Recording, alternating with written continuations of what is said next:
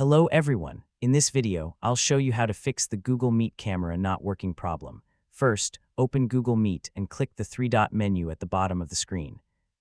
Then select Settings. Now click the Video tab. Here you can see the camera section. If it shows permission needed, it means Google Meet cannot access your camera.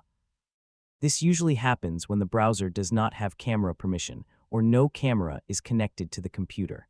Close the Settings window and make sure camera access is allowed in your browser. Then reopen Google Meet and go back to Settings, then Video, and check the camera section again. If you are using an external webcam, reconnect it and try again.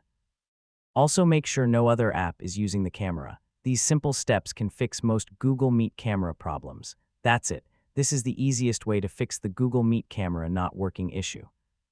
Thanks for watching, and don't forget to like, subscribe, and see you in the next video.